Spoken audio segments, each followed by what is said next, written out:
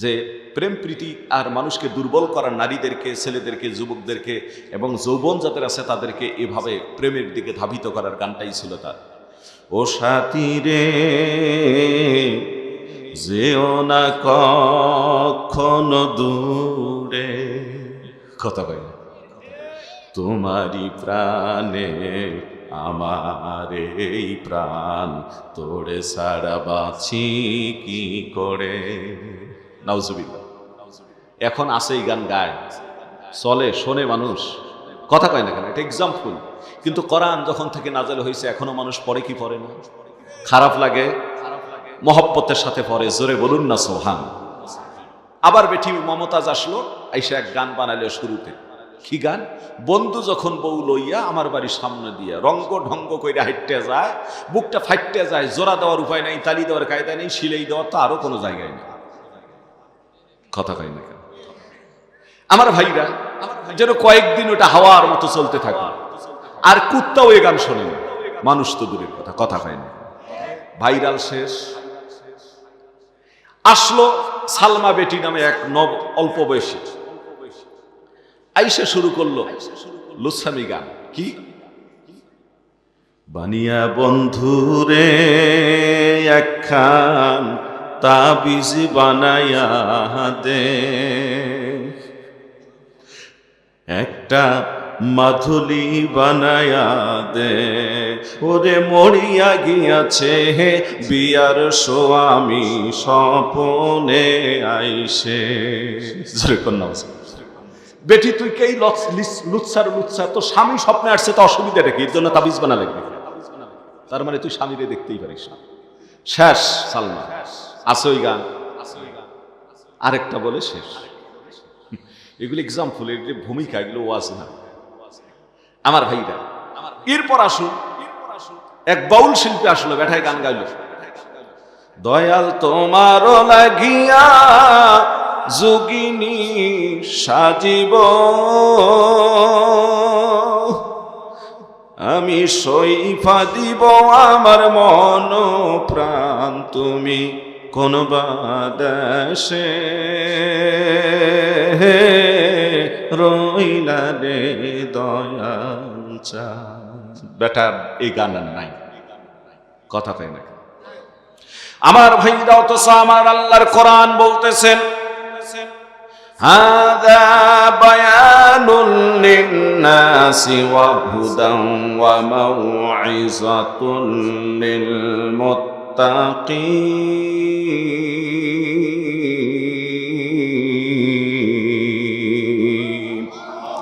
আল্লাহ রাব্বুল আলামিন বলেন, হাযা বায়ানুল লিন্নাস, এটি এমন একটি কোরআন যা সমগ্র বিষয়ে সুস্পষ্ট ভাবে বর্ণনা করা হয়েছে।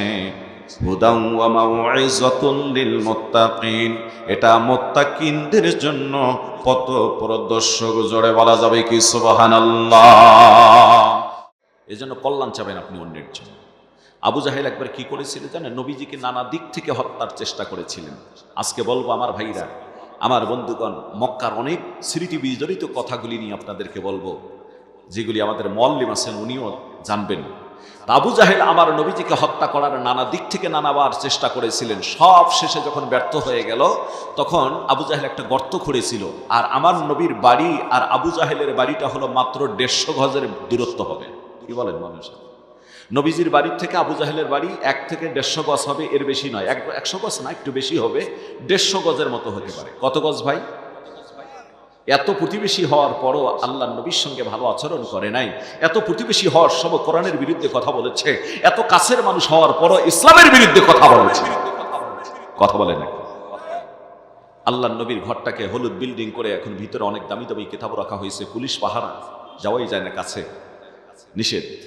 আর আবু জাহেলের বাড়িটাকে এখন শত শত পায়খানা, টয়লেট, প্রস্রাবখানা বানিয়ে দিছে। দুনিয়ার মানুষ পায়খানা প্রস্রাব করে ওরে লানত করে যায়। যেরকম কথা ঠিক কিনা? কথা বুঝাতে বললাম আপনাকে। তো এই আবু জাহেল এই 150 গজ ব্যবধান, শেষ পর্যায়ে একদিন আল্লাহর নবীকে হত্যা করার জন্য নানা দিক থেকে কৌশল অবলম্বন করে একটা বিশাল গর্ত খুঁড়েছে। অনেক বড় গর্ত খুঁড়েছে, যে আজকে এই গর্তে মোহাম্মদকে ফেলবো। একটু রাত হয়ে গেলে, অন্ধকার আচ্ছন্ন, এমন সময়ের ভিতরে খবর দিয়েছে আপনার চাচা মোহাম্মদ সাল্লাল্লাহু আলাইহি সাল্লামকে বলছে, আপনার চাচা খুব অসুস্থ, আপনি আপনার চাচার একটু দেখতে আসেন। আমার দয়াল নবী, মায়ের নবী, কত মহব্বতের নবী, আহারে অসুস্থর কথা শুনে যে সারা জীবন ঈমান আনলো না, নবীরে কষ্ট দিল, সেই ব্যক্তিটাকে দেখার জন্য এগিয়ে আসতেছে। জোরে বলুন না সুবহান। অন্ধকার, সন্ধ্যার পর চাচারে দেখতে আসতেছেন, গর্তের কাছাকাছি আসছেন, জিবরিল আমিন এসে পিছন দিক থেকে আমার নবীর হাত ধরে ফেলছেন। সুবহানাল্লাহ। ইস্তাঈদ, নবী গো ধারা না, সামনে যাওয়া যাবে না, বিপদ সংকেত। সুবহানাল্লাহ বলেন, সামনে যাওয়া যাবে না। আল্লাহর নির্দেশে পিছনের দিকে টানতেছেন। যখন তিনি ব্যাক করা শুরু করে দিয়েছেন, আবু জাহেল ওই ঘর থেকে দেখতেছে, কিরে মোহাম্মদকে ওই গর্তে মারবো আজকে, আর সে মোহাম্মদ ওখান থেকে এসে ফিরে যাইতেছে, না বেটারে ধরা লাগে। লাফ দিয়ে গিয়ে ও ধরার জন্য দৌড় দিয়ে গিয়ে টাল মাটাল হয়ে হুঁশ আর নাই, ওই গর্তে পড়ে গেছে। সুবহানাল্লাহ কবেন না? পড়ছে কই? ওই গর্তে। গর্ত খুলছিল কার জন্য? নবীর জন্য। পড়লো কে? এই জন্য অন্যের জন্য গর্ত খুঁড়বেন না। এদেশে উলামায়ে কেরামদেরকে ফাঁসির কাস্টে ঝুলানোর জন্য আইন তৈরি করা হলো আন্তর্জাতিক অপরাধ ট্রাইব্যুনাল। তার সাথে আমাদের এই শেরপুরের গর্ব কাদের মোল্লা সাহেবকে নির্মমভাবে হত্যা করা হলো। জোরে কোন কামরুজ্জামান সাহেবকে নির্মমভাবে হত্যা করা হলো। কথা বলেন না কেন, ঠিক কিনা? কাদের মোল্লা নিজামী সহ অসংখ্য গুলিকে হত্যা করে ফেলা হলো। আমার ভাইরা এই ট্রাইব্যুনাল গঠন করে, তখনও এক আল্লাহর বান্দা, সম্ভবত শাখা চৌধুরী কে বলছিলেন এই কথাটা, যে মাননীয় আদালত এই ট্রাইব্যুনাল যেন চলমান থাকে, এটা যেন বন্ধ হয় না। কারণ এই ট্রাইব্যুনালে যারা আজ আমাদেরকে ফাঁসির কাস্টে ঝুলাচ্ছে, বিচার করতেছে, এই ট্রাইব্যুনালে তাদের বিচার হবে। হচ্ছে কি না? কথা কয় না কেন? হচ্ছে। এই হচ্ছে আল্লাহর খেলা। সুবহানাল্লাহ। বাস এগুলি বলার উদ্দেশ্য না। আমার বলার উদ্দেশ্য, মা খাদিজাতুল কুবরা রাদিয়াল্লাহু তাআলা আনহা একজন নারী ছিলেন, যাকে রাসূল বিবাহ করলেন তখন খাদিজার বয়স হচ্ছে 40, আমার নবীর বয়স হলো 25। সুবহানাল্লাহি ওয়া বিহামদিহি। নবীর চেয়ে সুন্দর মানুষ এই পৃথিবীতে কেউ আসেন নেই। আল্লাহর নবীর একজন সাহাবী বলেন যে, মদিনাতুল মুনাওয়ারায় রাত্রিবেলায় আমি ঢুকতেছি, সে সময় ছিল চাঁদনি রাত, আকাশের চাঁদ তারকা দেখা যাচ্ছে। এমন সময় দেখি নবী আমার সামন দিয়ে, মদিনাতুল মুনাওয়ারার সামন দিয়ে আল্লাহর নবী যাচ্ছে। আমি ওই চাঁদনি রাত্রে আমার নবীর চেহারার দিকে তাকাচ্ছি, আকাশের চাঁদের দিকে তাকাচ্ছি, আমি আবার নবীর চেহারার দিকে তাকাচ্ছি, আবার আকাশের তারকার দিকে তাকাচ্ছি। এভাবে তাকাতে তাকাতে আমার কাছে অনুমান হয়েছিল, আমার হৃদয় বলতেছিল, আকাশের চাঁদরে তোমার চেয়ে আমার নবী শতগুণে আরো বেশি সুন্দর। জোরে বলুন সুবহান। সুবহানাল্লাহ বলবেন না? সেই নবী যদি বিবাহ করতেন, আমার ভাইরা বলুন তো, একটা পরমা সুন্দরী, একটা কম বয়সী নারীকে প্রথম অবস্থা বিয়ে করতে পারতেন কি পারতেন না? কিন্তু কেন করলেন না? আল্লাহর নির্দেশ ছিল, নবী গো, আপনি একজন 40 বছর নারীকে বিবাহ করবেন, যাতে তারা দেখাশোনা করতে আপনার ঝামেলা না হয়। আপনি আপনার মতো ধ্যান মগ্ন অবস্থায় আমার ইবাদত বন্দেগী করবেন, আমার সান্নিধ্যে যাবেন। আর খাদিজাতুল কুবরা পুরা সংসার গোটানোর পর আপনার জন্য খাদ্য পানি নিয়ে ওই হেরা গুহার মধ্যে আপনার কাছে পৌঁছায় দেয়। জোরে বলুন না সুবহানাল্লাহ। আচ্ছা বলুন তো, যদি ওই সময় নবী আমার 18-20 বছর 15 বছর কোনো নারীকে বিবাহ করতেন, তাকে সামলার ব্যাপার ছিল। আবার আল্লাহর নবীর বাড়ির থেকে হীরা গুহা, জাবালের নূর, যেখানে জাবাল, যে পাহাড়ে কোরআন নাযিল হয়েছে, হীরা গুহা যেখানে, সেটা হলো 3.5 মাইল রাস্তা। উম্মাহাতুল মুমিনিন মা খাদিজাতুল কুবরা পায়ে হেঁটে পাহাড়ের রাস্তা, এই রাস্তা অতিক্রম করে যে জায়গায় আমার মতো যুবকের উঠতে সময় লেগেছে 1 ঘন্টা 15 মিনিট, এখন তো সিঁড়ি করেছে, রাস্তা করেছে আমার ভাইরা। অথচ মা খাদিজাতুল কুবরা সেই সময় সিঁড়িও ছিল না, রাস্তা ছিল না, এই পাথর বয়ে বয়ে আমার নবীর জন্য খাদ্য আর পানি নিয়ে 40 বছর পর্যন্ত পৌঁছায় দিয়েছেন। এর নাম হলো নেককার, দিনদার, পরহেজগার। জোরে বলেন সুবহানাল্লাহ। সুবহানাল্লাহ। সোনার ভাইরা, আজকে সেই লক্ষ্যে কয়েকটি কোরআন ও হাদিস থেকে কথা বলবো, একটু শোনার দরকার আছে। যুবক তরুণেরা রাস্তায় যারা আছে, সকলে নেমে আসো, যা চাও টক মিষ্টি ঝাল সবাই দেবো ইনশাল্লাহ, একটু অপেক্ষা করো। শুধু আমি আপনাদেরকে বোঝাতে চাই, আমরা আজকে ইশার নামাজ যারা পড়েছি, আল্লাহু আকবার বলে হাত উঠেন, কারা কারা পড়তে পেরেছি? আলহামদুলিল্লাহ, অনেকে ইশার নামাজ পড়েছে। আল্লাহ, এই যারা পড়েন তার হাত উঠেন না, পড়ার নিয়ত করেন। আল্লাহ সবাইকে আমাদেরকে পড়া তৌফিক দেয়, তবে নামাজের সংখ্যা অনেক বেশি। আলহামদুলিল্লাহ বলেন। কোনো মানুষ এশার নামাজ জামাতে পড়ে ফজরের নামাজটা যদি জামাতে গিয়ে আদায় করে, সারা রাত দাঁড়িয়ে নফল ইবাদতের সব আল্লাহ তার আমল নামায় দিয়ে দেয়। সুবহানাল্লাহ। এজন্য আমার ফজরের নামাজও আবার জামাতে পড়ার নিয়ত করবো ইনশাআল্লাহ। বলেন তা আমি একটু এই কথাটা কেন বললাম বোঝানোর জন্য বলতেছি, এই যে এশার নামাজ পড়তে গিয়ে আমরা নামাজ পড়ছি যারা সুন্নত নফল পড়েনও নাই, তারপরও এই মানুষগুলি 9 রাকাত নামাজ কমপক্ষ পড়তে হয়েছে। কয় রাকাত? কথা বলেন না কেন? একটু সবাই বলেন। কি কি? ফরজ 4 রাকাত। ফরজ কয় রাকাত? সুন্নত বেতের, তাহলে 4 2 6 3, এটা অপরিহার্য। কথা বলেন না কেন? এরপর নফল যত পড়বেন এগুলি আপনার সব। তাহলে যদি আপনি নাও পড়েন নফল, তাও আপনি পড়েছেন 9 রাকাত। 9 রাকাতের ভিতরে সূরাতুল ফাতিহা পড়েছেন কমপক্ষে আপনি 18 বার। জোরে বলেন কয়বার? কথা বলেননি? 2 বার করে পড়তে হয় না এক রাকাতে? তা আপনি 18 বার পড়েছেন, আপনার কাছে কি খারাপ লেগেছে? এই 1500 বছর থেকে পড়ে আসতেছেন, প্রত্যেক দিন যেন আপডেট মনে হচ্ছে। কিন্তু আমার ভাইরা, কোরআন ছাড়া যা দুনিয়ায় আবিষ্কার হচ্ছে ও যুবক তরুণেরা, ওটা কয়েকদিন হলে ভাইরাল, তারপরে আর তার কোনো ভ্যালু থাকে না, ভ্যালুলেস হয়ে যায়। মানুষ তো দূরের কথা, কুত্তাও আর ওই গানগুলি শুনতে চায় না। জোরে কোন কথা ঠিক কিনা? কথা বুঝাতে পারলাম? আমার দেশে সালমান শাহ নায়ক যখন মারা গেল, সুর দেব একটু 2 মিনিট। সালমান শাহ নায়ক মারা গেল, এই সালমান শাহ মারা যাওয়ার পর আত্মহত্যা করে মারা গেল, সুইসাইড করেছিলেন। সালমান শাহ আত্মহত্যা নামে আসছে, এখন তো তার বিচার হচ্ছে যে আত্মহত্যা করা হয়নি, তাকে মারা হয়েছে, এটাও নাকি বিচার হচ্ছে এত বছর পর। 30 বছর হয়ে গেছে, তাই না আমার ভাইরা? তো যা হোক, আত্মহত্যা বা নামে চালিয়ে দেওয়া হয়েছে। সালমান শাহকে মৃত্যুর কারণে ওই সময় বহু নারী, বহু ছেলে ভক্ত হওয়ার কারণে ও নাই আমি বেঁচে থেকে লাভ কি, ও আত্মহত্যা করেছে। শুনলাম 100-র উপরে মারা গেছিল ওই দিন। নাউজুবিল্লাহ। কতজন? এরা বুঝি শহীদ হয়েছে, এরা বুঝি জান্নাতি হবে? আরে ভাই, এরা যদি আল্লাহ রসুলের নামে জীবনটা দিতে তবুও তো ধন্য ছিল। জোরে কোন কথা ঠিক? অথচ কেন মরল? কারণটা কি জানেন? একটা আবেগ তৈরি হয়ে গেছিল। এই সালমান স্যার এক ছবির ভিতরে একটা গান ছিল, আমি উদাহরণ দিতে গিয়ে বলছি, এখন এই ওয়াজে চলে যাবে। গানটা ছিল এরকম যে প্রেম প্রীতি আর মানুষকে দুর্বল করা, নারীদেরকে, ছেলেদেরকে, যুবকদেরকে এবং যৌবন যাদের আছে তাদেরকে এভাবে প্রেমের দিকে ধাবিত করার গানটাই ছিল তার। ও সাথী রে, যেও না কখনো দূরে, কথা কই না, তোমারই প্রাণে আমার এই প্রাণ, তোরে ছাড়া বাঁচি কি করে। নাউজুবিল্লাহ।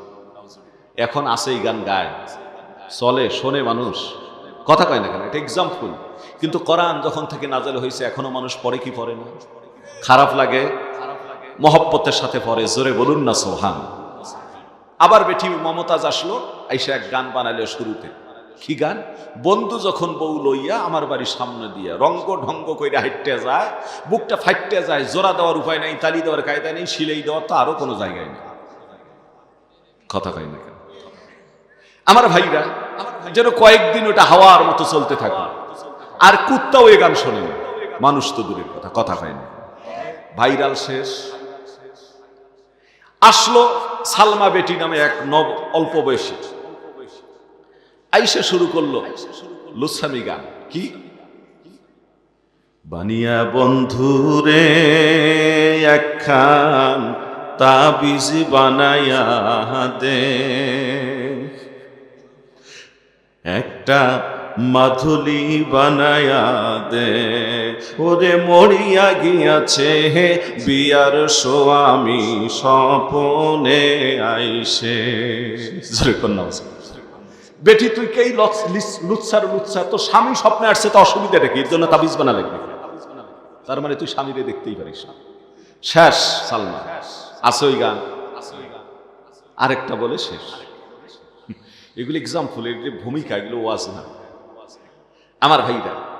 এরপর আসুন, এক বাউল শিল্পী আসলো, বেঠায় গান গাইল। দয়াল তোমার লাগিয়া যোগিনী সাজিব, আমি সইফা দিব আমার মন প্রাণ, তুমি কোন বাদেশে রইলা রে দয়াল চাঁদ। বেটা এই গান নাই, কথা তাই না আমার ভাইরাও তো। আমার আল্লাহর কোরআন বলতেছেন, হাদা বায়ান বায়ানুল লিন্নাসি ওয়া হুদান ওয়া মাউইযাতুল লিল মুত্তাকিন।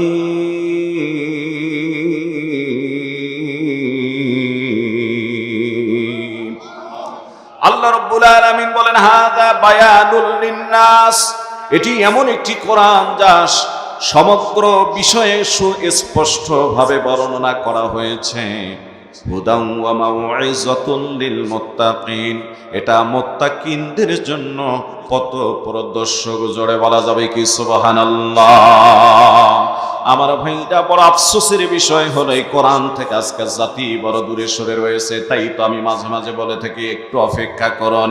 যে কোরআন শুনলে মানুষ হেদায়েত পেয়ে যায়, যে কোরআনের আমল করলে মানুষগুলি একটা সুন্দর চরিত্রের হয়ে যায়। আল্লাহ সুবহানাহু ওয়া তাআলা কোরআনে কারীমের ভিতরে জানায় দেন, আমার আল্লাহ বলেন আল্লাযীনা ইয়াসতামিউনাল কাওলা ফায়াত্তাবিউনা আহসানাহু উলাইকাল্লাযীনা হাদাহুমুল্লাহ। জোরে বলুন আল্লাহু আকবার। আল্লাহ বলেন আল্লাযীনা, যারা ইয়াসতামিউ শ্রবণ করে শোনে, কওলা আল্লাহর কোরআন, ফায়াত্তাবিউ অতঃপর সে অনুকরণ করে কোরআন মেনে, আহসানাহু উত্তম জীবন গঠন করে। আল্লাহ বলেন উলাইকাল্লাযীনা হাদাহুমুল্লাহ, এই মানুষগুলি হিদায়াত প্রাপ্ত হয়ে যাবে। জোরে বলা যাবে কি সুবহানাল্লাহ। বলুন আল্লাহু আকবার। কোন কোরআন আপনি শুনবেন? আমার আল্লাহ রাব্বুল আলামিন জানায় দেন আলিফ লাম মিম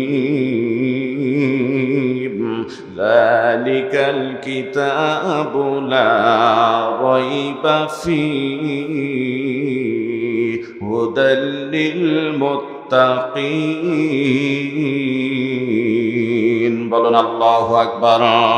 আল্লাহ পাক বলেন আলিফ লাম মিম, এগুলি হরফে মুকাত্তাত। যারা কোরআন জানেন, কোরআন খুলে বাড়িতে গিয়ে দেখবেন একটা চমৎকার তথ্য আপনাদের মাঝে দিয়ে যায়। আল্লাহ পাক কিছু কিছু সূরার শুরুতে এই অক্ষরগুলি ব্যবহার করেছেন সাংকেতিক চিহ্নের মতো। এর কোনো জবরজের পেশ নাই। আমার ভাইরা, আমার বন্ধুগণ, এই অক্ষরগুলির অর্থ একমাত্র আল্লাহ ভালো জানেন। আল্লাহর নবীও আমাদেরকে জানান নাই এবং রাসূল এই ব্যাপারে কোনো কিছুই আমাদেরকে বলেন নাই। মুসলমান ভাইরা আমার, এই হরফগুলিও অনেক কোরআন শরীফের অনেক সূরা শুরুর ভিতরে রয়েছে। যেমন এক জায়গায় রয়েছে কাফ হা ইয়া আইন সাদ, আবার অন্য জায়গায় রয়েছে ইয়াসিন, অন্য জায়গার ভিতরে রয়েছে নুন ওয়াল কলামি ওয়া মা ইয়াসতুরুন, আবার রয়েছে হামিম তানসিলুম মির রাব্বিল আলামিন। আমার ভাইরা, এভাবেই সে বিচ্ছিন্ন হরফগুলি অক্ষর মানে সূরার শুরুতে এসেছে। এগুলিকে বলা হয় হরফে মুকাত্তাত। এর অর্থ আল্লাহু আ'লামু বিমুরাদিহি, আল্লাহ ভালো জানেন, দুনিয়ার কোনো মানুষ জানে না, কোনো মুফাসসিরিন কিরামের অর্থ করেন নাই। আমি আপনাদের মাঝে বলে দিয়ে যাই, বড় আফসোসের বিষয় হলো বর্তমান জামানার বাউল শিল্পী যারা আসলো, এরা কোরআনের বিরোধিতা করে, এই অক্ষরগুলির অর্থ করার তারা চেষ্টা করে। জোরে বলেন না নাউযুবিল্লাহ। আবার কিছু ভণ্ড পীর রয়েছে, এই ভণ্ড পীরের এই অক্ষরগুলি আমার ভাইরা খারাপ অর্থ করে ফেলে। জোরে বলেন নাউযুবিল্লাহ। একমাত্র বোনেরা, আল্লাহর জমিন, আল্লাহর দ্বীন সঠিকভাবে প্রতিষ্ঠিত থাক, এজন্য আপনাকে সোচ্চার হতে হবে। কোন জায়গায় আমার এক ভণ্ডের সাথে কথা হওয়া শুরু হয়ে গেল। ওরা বলল, হুজুর, কোরআন শরীফে যা আছে মানব দেহের ভিতরেও তা আছে, গোটা পৃথিবীতে যা আছে মানব দেহের ভিতরে তা আছে। এভাবে বলতে বলতে গিয়ে বলল যে কোরআন শরীফের 29টা অক্ষর মানব দেহের ভিতরে রয়েছে। তা আমি বললাম, আমি কিন্তু আগে থেকে তথ্যগুলি আমি জেনে নিয়েছি ভণ্ডদের। আমি বললাম, কোরআন শরীফের 29টা অক্ষর যে মানব দেহের ভিতরে রয়েছে, তাহলে ব্যাটা তুমি বলো তো এই আলিফ আর মিম বা আলিফ মিম কোনটা? তখন ও আমারে বুঝাইতেছে আলিফ হচ্ছে পুরুষের পুরুলিঙ্গটা। জোরে কোন নাউযুবিল্লাহ। নাউযুবিল্লাহ বলবেন। আমি ব্যাটারে বললাম, ব্যাটা দাঁড়া। 2-4টা যুবককে ডাক দিলাম, এই যুবক, বাড়ির থেকে একটা ভালো ধারালো দা অথবা কাশি অথবা যা পাও একটা চাকুমাকু নিয়ে আসো।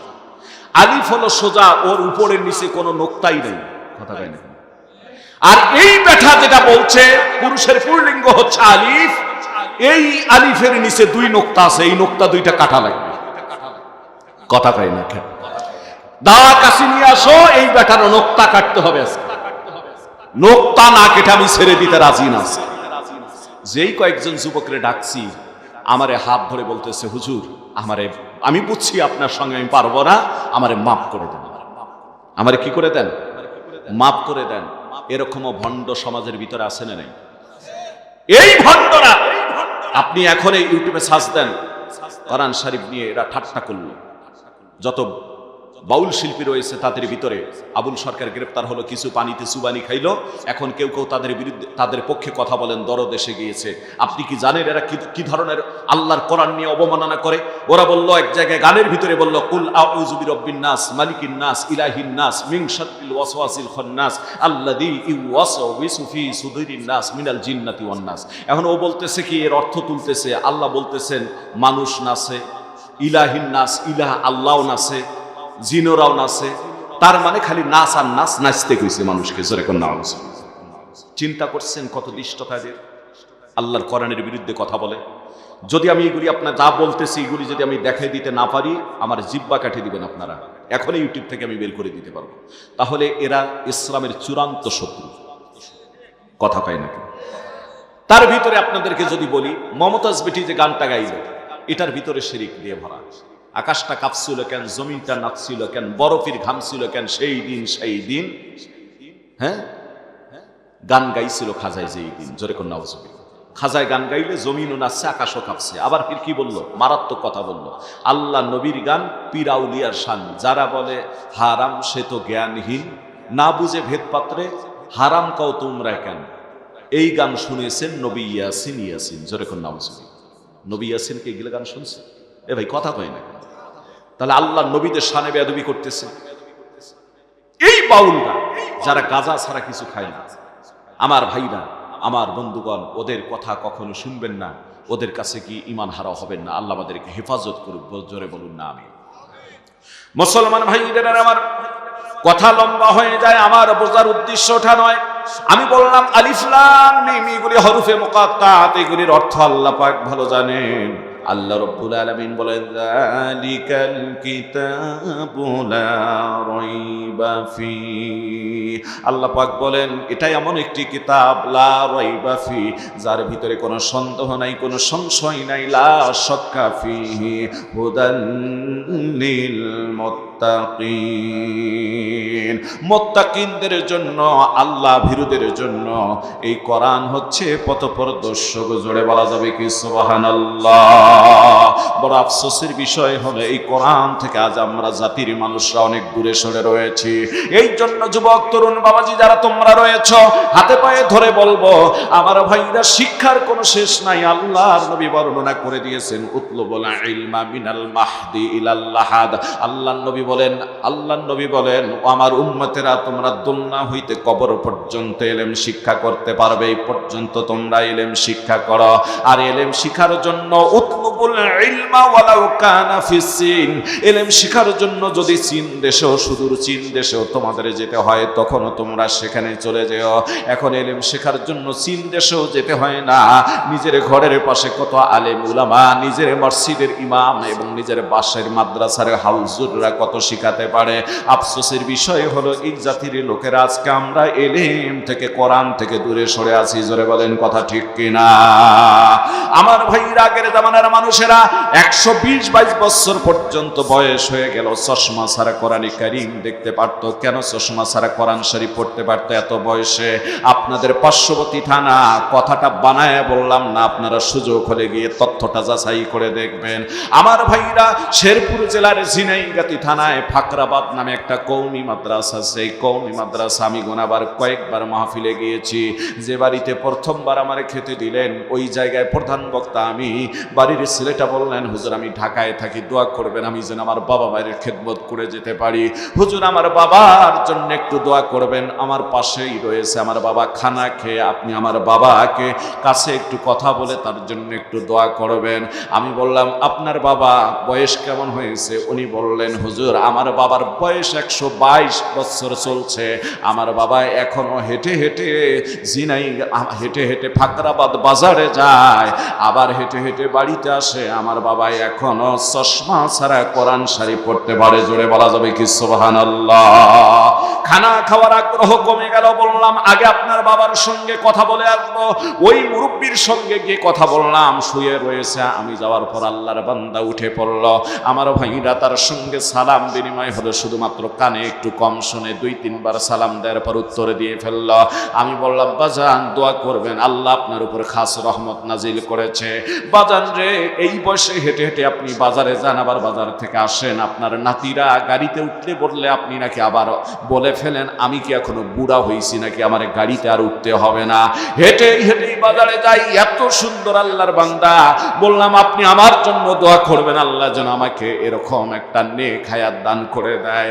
আমার ভাইরা ওনার হাতটা নিয়ে নিজের মাথার উপরে বোলায় ফেললাম। জানি না আল্লাহ পাকের কি রহমত। আর বর্তমান জামানার মানুষেরা 20-30 বছর 40 বছর কিছু ছেলে পেলে, অল্প বয়সের ছেলে পেলে আমার ভাইরা চোখে দেখে না, চশমা ছাড়া উপায় নাই। কারণ হলো আল্লাহর কোরআনের সাথে এদের সম্পর্ক না থাকার কারণে চোখের জ্যোতি আল্লাহ কমায় দিচ্ছে। জোরে কোন কথা ঠিক কিনা? আল্লাহর নবী বর্ণনা করেন কোরআন হচ্ছে এমন এক আলো, কোরআনে কারীম হচ্ছে এমন এক জ্যোতি। এই কোরআনে কারীম যদি কোনো মানুষ সুন্দর করে প্রত্যেক দিন তেলাওয়াত করে, আল্লাহ রব্বুল আলামিন ওই বান্দার চোখের জ্যোতিকে কোনোদিন কমাবে না, মৃত্যু পর্যন্ত চোখের জ্যোতি ঠিক রাখবেন। জোরে বলা যাবে কি সুবহানাল্লাহ? বলুন আল্লাহু আকবার। কারণ এই কোরআন হচ্ছে সরাসরি আমার আল্লাহর কালাম। সুবহানাল্লাহ, সুবহানাল্লাহ বলেন আমার ভাইরা। এ কোরআনে কারীম লৌহে মাহফুজ আল্লাহ পাক সংরক্ষিত রেখেছেন। শুরুতে আয়াত পড়েছিলাম, এই কোরআনের হেফাজতের দায়িত্ব আমার আল্লাহ নিয়েছেন। যদি এটা হেফাজতের দায়িত্ব আল্লাহ না নিয়ে ওইরকম লেডি ফিরাউনের মতো মানুষ শেখ হাসিনার হাতে দিত, আর অন্য অন্য নেতা নেত্রীদের হাতে যদি দিত, ওদের বিপক্ষে যা যাইতো ওরা আস্তে আস্তে কেটে দিয়ে শেষ করে দিয়ে কোরআন শরীফের এখন আমরা কিছুই খুঁজে পাইতাম না। কথা কয় না কেন? ঠিক কিনা? এই জন্য এগুলি কোন মানুষের হাতে আল্লাহ দেয়নি। জোরে বলুন না সুবহান। যার বিরুদ্ধে যেটা যাইতো, যে ক্ষমতাধরের বিরুদ্ধে যেটা যাইতো, সে আয়াত কাটিয়ে দিয়ে আবার আর একটু সুন্দর করে লিখতো। এভাবে কাটতে কাটতে কোরআনের আজকে 12টাই বেজে যেত। যেমন তাওরাত, যেমন জবুর, যেমন ইনজিল, ওগুলি আর সহি নাই। ওগুলিকে এত পরিবর্তন হয়েছে, ওগুলির উপর হাত রাখার সুযোগ তারা পেয়েছে। কারণ আল্লাহ এগুলির গ্যারান্টি দেন নাই যা আমি নাজিল করেছে আমি হেফাজত করব। শুধুমাত্র একটি গ্রন্থের আল্লাহ পাক গ্যারান্টি দিয়েছেন, কোরআন নাজিল করেছে আমি এর সংরক্ষণ হেফাজতের দায়িত্ব নিয়েছি আমি আল্লাহ। জোরে বলুন সুবহানাল্লাহ। আল্লাহ রাব্বুল আলামিন বলেন ইন্নাহু লাকুরআনুন কারীম ফি কিতাবিম মাকনুন। জোরে বলুন আল্লাহু আকবার। আল্লাহ পাক বলেন এটা হচ্ছে সম্মানিত মহামান্বিত এক কিতাব, আর এটাকে একটা গ্রন্থ আকারে, কিতাব আকারে আল্লাহ পাক সংরক্ষিত রেখেছেন। জোরে বলুন সুবহানাল্লাহ। সংরক্ষণটা আবার কোথায় করেছেন? দুনিয়ার জমিনে করলে মানুষ খুঁজে খুঁজে 12টা বুঝে বাজায় দিত যার বিরুদ্ধে যাইবে। আমার ভাইরা, আল্লাহ পাক সংরক্ষণ করলেন কোন জায়গায় সে কথাটাও আল্লাহ পাক জানায় দেন। আল্লাহ বলেন বাল হুয়া কুরআনুম মাজিদুন ফি লাওহিম মাহফুজ। বরং এই কোরআন হচ্ছে আল্লাহর কালাম, পবিত্র বাণী, আর আল্লাহ পাক একে সংরক্ষিত রেখেছেন লৌহে মাহফুজের মধ্যে। জোরে বলুন সুবহানাল্লাহ।